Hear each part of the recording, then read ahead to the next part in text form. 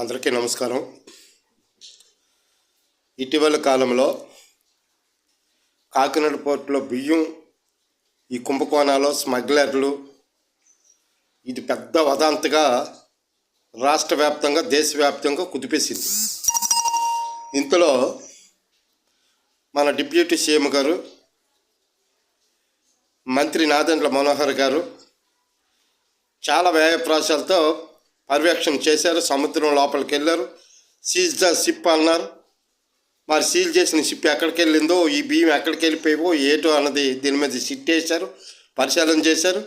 చివరికి వచ్చే ప్రతిరోజు చూస్తూ ఉంటే పేదల బియ్యం పెద్దల చేతుల్లోకి, గోదాముల్లో గోల్మాలు ఎక్కడికి వెళ్ళిపోతానో అని, లేదనుకుంటే అటు ఇటు చూసి మరి ఇంకేమి లేదు. గత ప్రభుత్వం చేస్తున్నటువంటి ఈ దొంగతనాలు, ఈ దోపిడీ అని చెప్పేసి చెప్తున్నాను.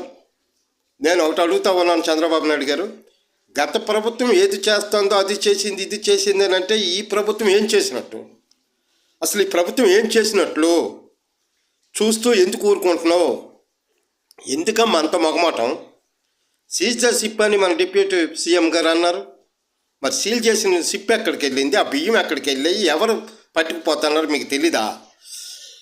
ఎవరు అధికారులు లేరా? మీరు ఒక్కరైనా?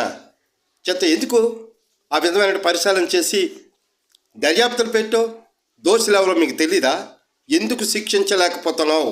నేను మిమ్మల్ని ప్రశ్నిస్తూ అడుగుతూ ఉన్నాను. అధికారంలో ఉన్నది మీరే కదా. అధికారంలో మీరు ఉన్నారా, ఇంకెవరు ఉన్నారా? మరి అలాంటప్పుడు ఎందుకు మేనమేసాలు ఎక్కెడుతున్నారు? ఇదంతా బోటకంలా చూపిస్తూ ఉన్నారు.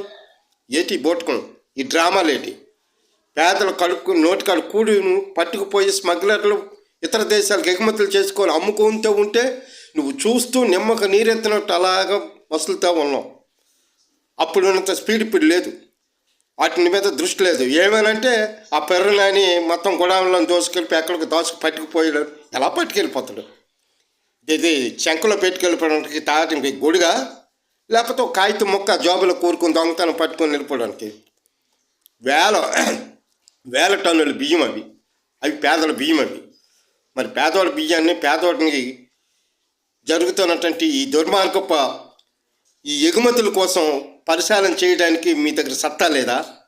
ఎవడైతే మీకేటయా అధికారంలో మీరున్నారు.